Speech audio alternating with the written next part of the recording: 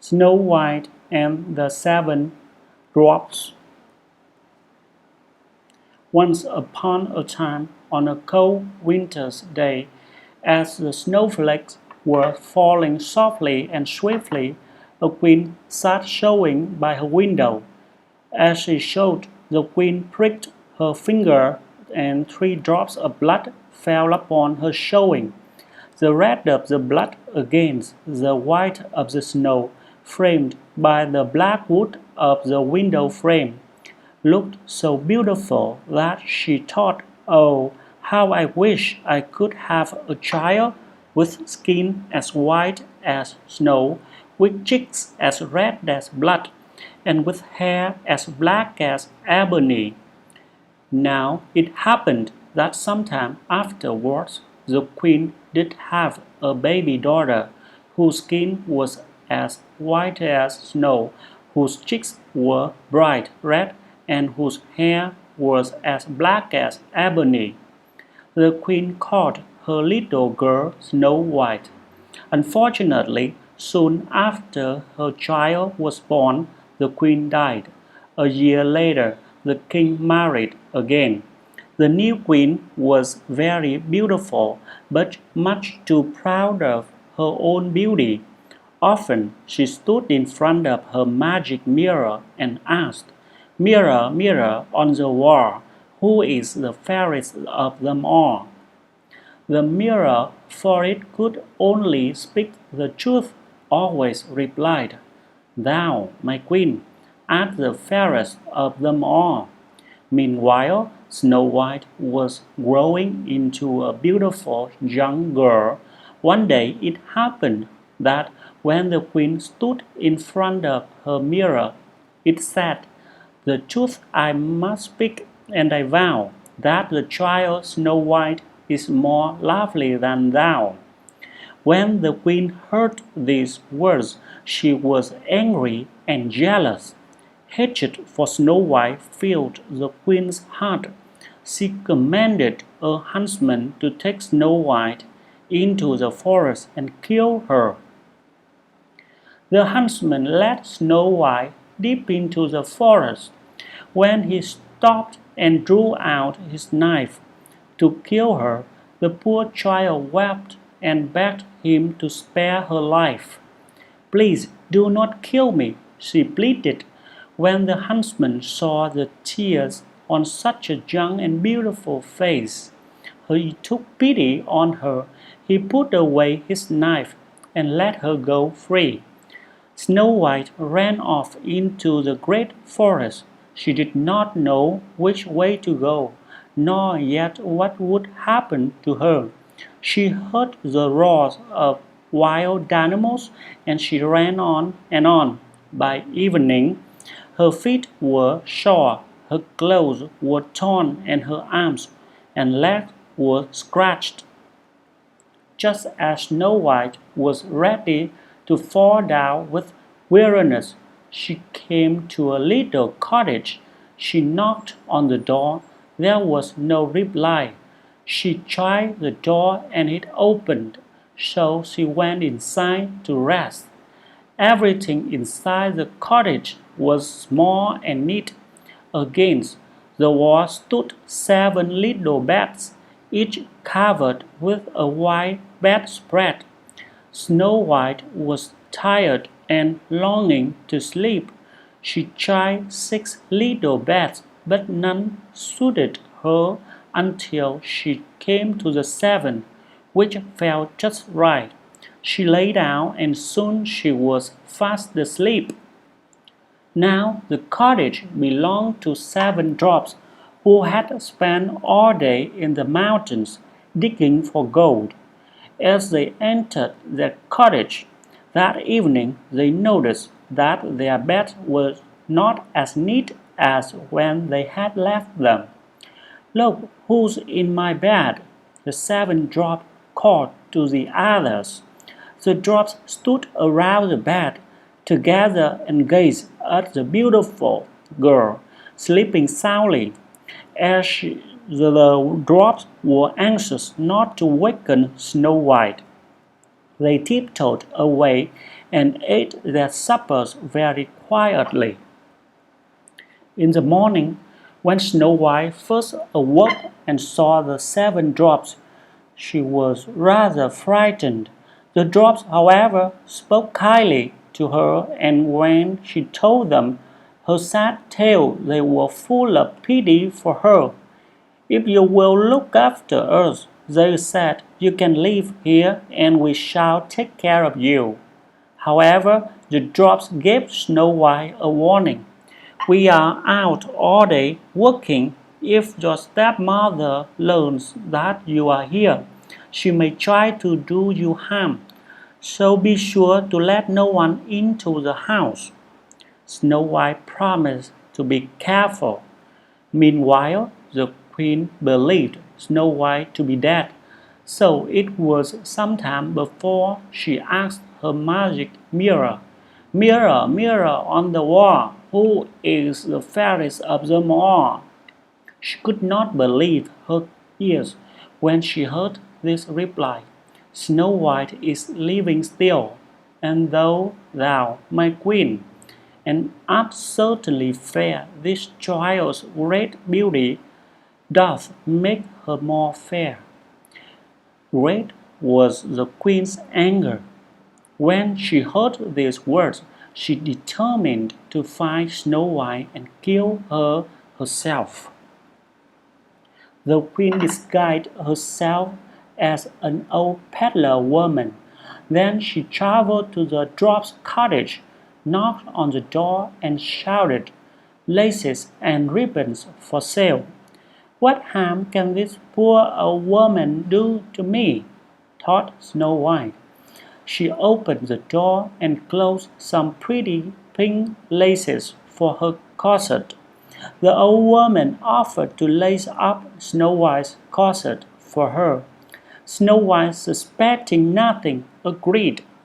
The queen laced Snow White so tightly that she could not breathe, and she fell to the floor as if she were dead.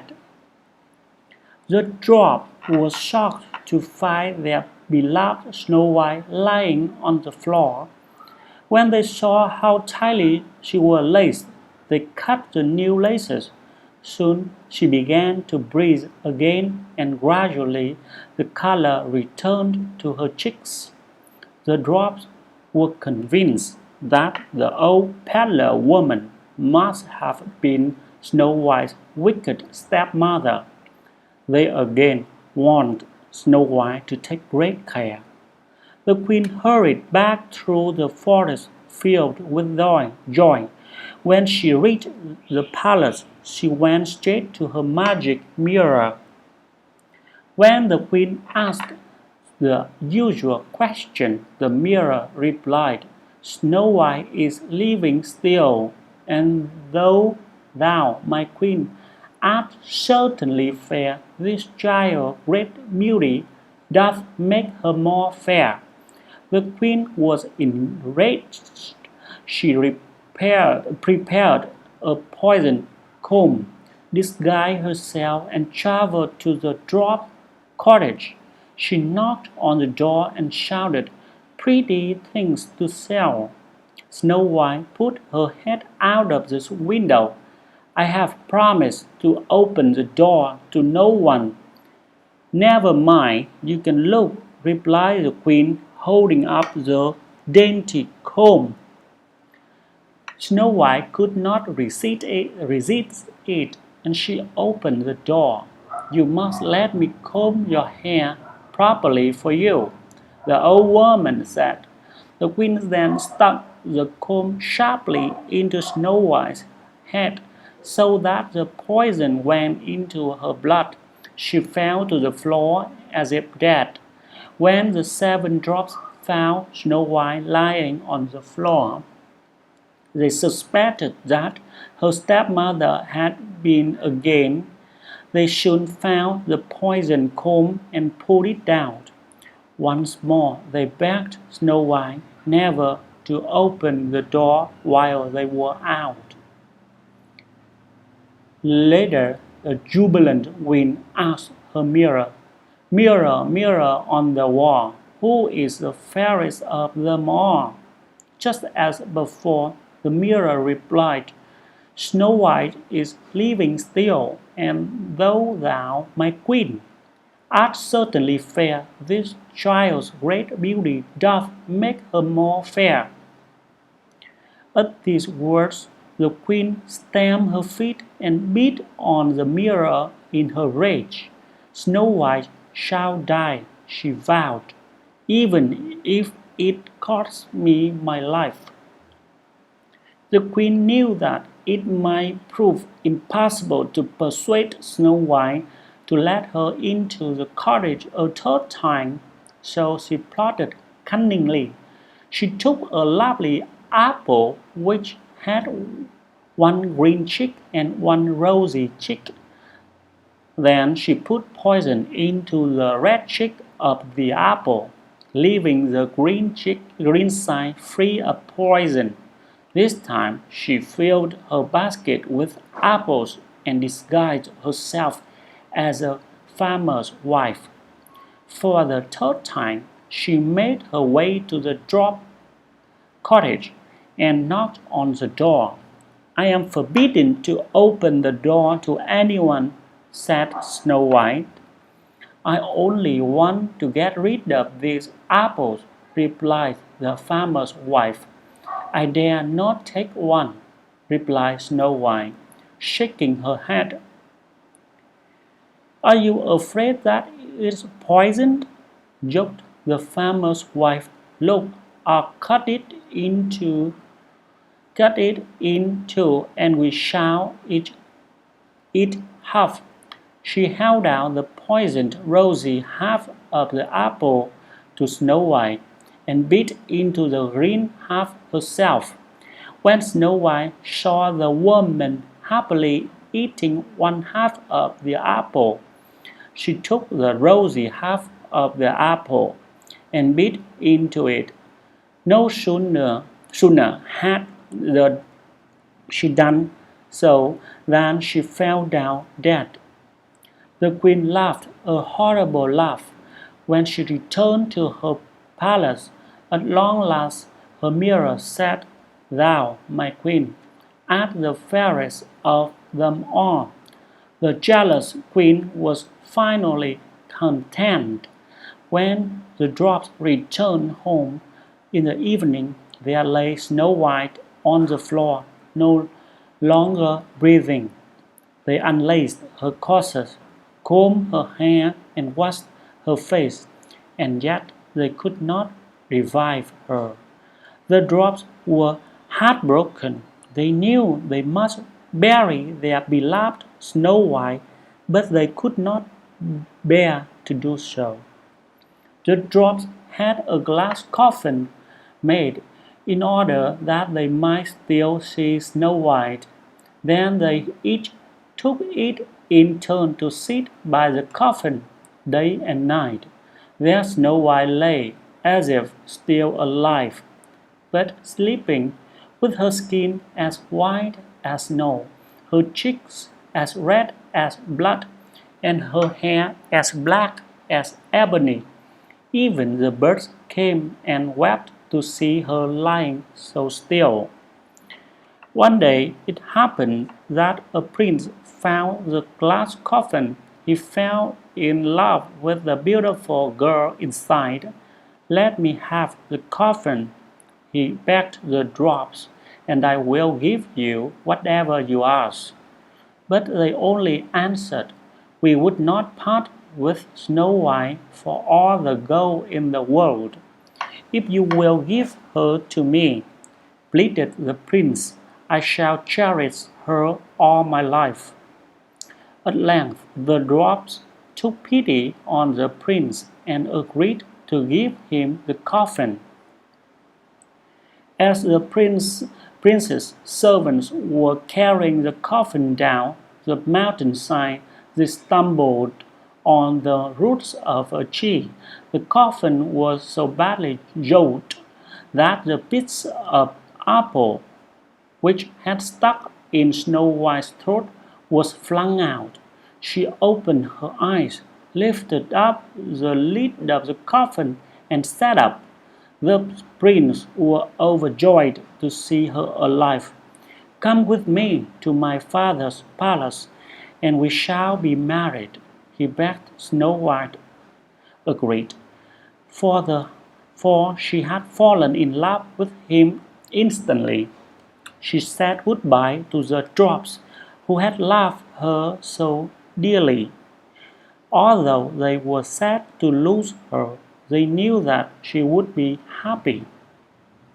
It happened that Snow White's stepmother was among those invited to Snow White's wedding. Dressed in her finery, she stood before her mirror and asked, "Mirror, mirror on the wall, who is the fairest of them all?" The mirror replied, "The truth I must speak, and I vow that the young bride-to-be is more lovely than thou." The angry queen felt that she must see this beauty. When she arrived at the feast and saw Snow White, her rage was so great that she fell down and died instantly. And Snow White and the prince lived in peace and happiness